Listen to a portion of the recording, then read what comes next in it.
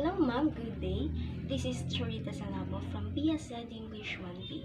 So today I am going to define or to discuss to you what is linguistics, language, grammar, lexicon, and etc. So first, let us define what is linguistics. Linguistics is the scientific study of human language. It is called a scientific study because it entails a comprehensive, systematic, objective, and precise analysis of all aspects of language, particularly its nature and structure. Linguistics is concerned with both the cognitive and social aspects of language. Next is language. A language is a system of communication which consists of a set of sounds and written symbols, which are used by the people of a particular country or region for talking or writing. Another is the grammar. Grammar is a system of rules that allow us to structure sentences. It includes several aspects of the English language, like parts of speech, such as verbs, adjectives, nouns, adverbs, prepositions, conjunctions, and modifiers, and etc. Another is lexicon. Lexicon is the vocabulary of a language or subject.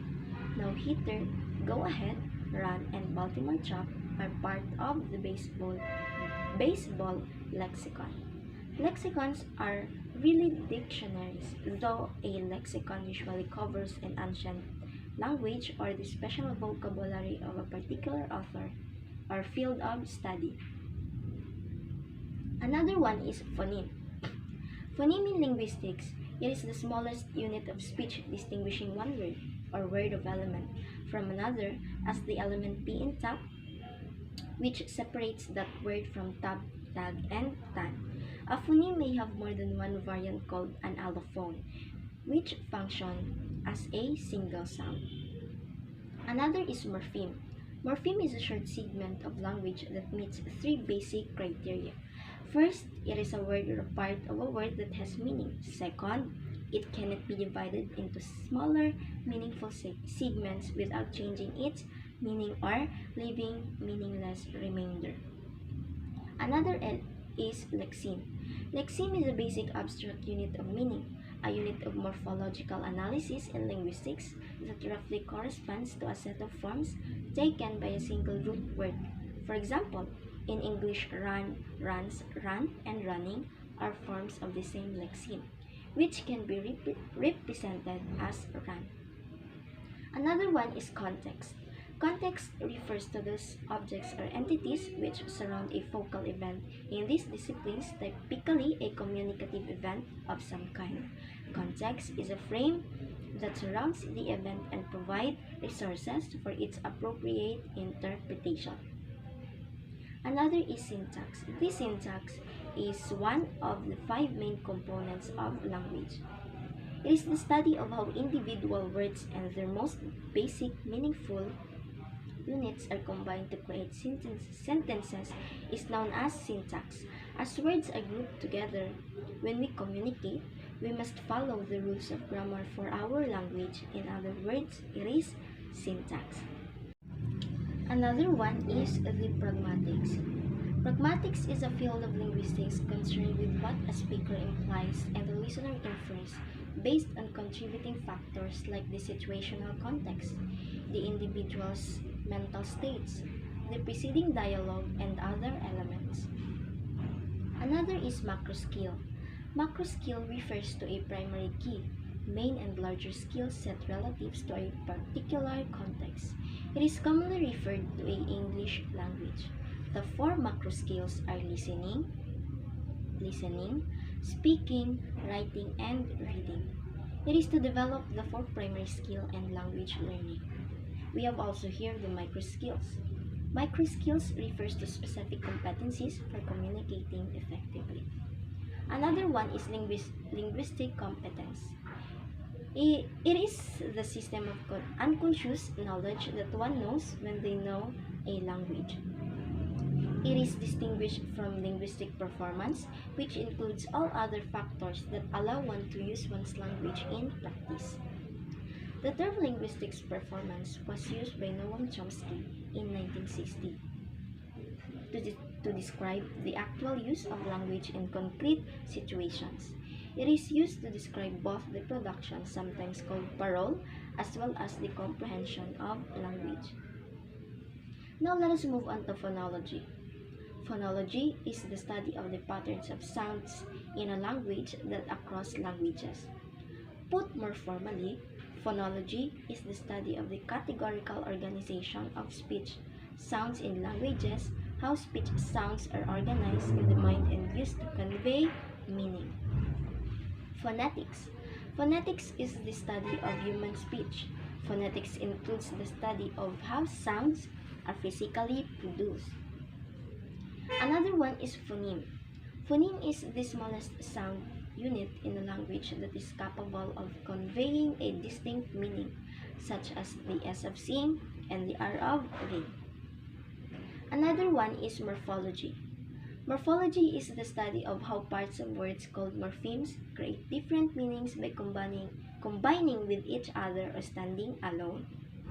For example, if you take the morpheme cookie and add a suffix s, you create a new word cookies, a plural form with a slightly different meaning than the singular form.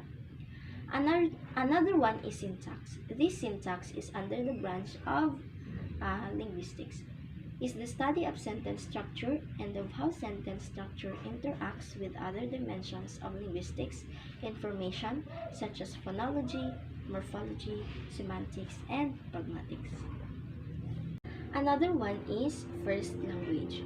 Someone's first language is the language that they learn first and speak best, used especially when someone speaks more than one language. Second language. Language other than the mother tongue that a person or community uses for public communication, ESP in trade, higher education, and administration. A non-native language officially recognized and adopted in a multilingual country as a means of public communication. Another is mother tongue. Mother tongue refers to the first language learned at home in childhood and still understood by the person at the time the data was collected. If the person no longer understands the first language learned, the mother tongue is the second language learned. Another is the native tongue. The language of the country that someone is born in or native to, she spoke only her native tongue. Aside from native tongue, we can also say that mother tongue and first language is the same. Now let us move on to lingua franca. Lingua franca is a language or mixture of languages used as a medium of communication by people whose native languages are different. It is from the Italian language, Frankish, and also known as a trade language, contact language, international language, and global language. Another is Pidgin.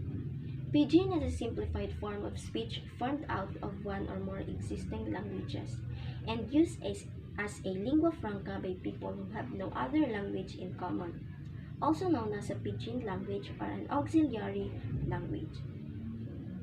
Next is Creole. Creole is a language constructed from the languages of two different cultures, each of which have their own tongues. The development of a Creole often takes place after the development of a pidgin, which is a simple tongue composed of words from either parent language. Another is foreign language. A foreign language is any language that is not native to a particular region or person. Obviously, this definition varies from region to region and by the individuals within a particular region. Many countries have more than one official language or contain significant population that speak their own languages. Another one is the dialect. Regional variety of a language differing from the standard language.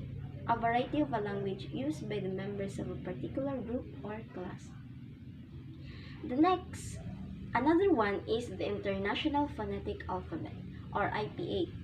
It is an alphabetic system of phonetic notation based primarily on the Latin script.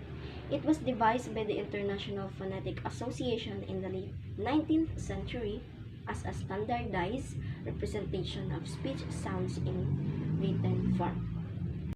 Now the question is there any difference between the mother tongue, first language, and native tongue? The answer is no. There's no significant difference between the mother tongue and the first language, since both of them refers to a person's native tongue, which is the language. Now, the person acquires in an early childhood as it is spoken in the family. That's all. Thank you, Mom.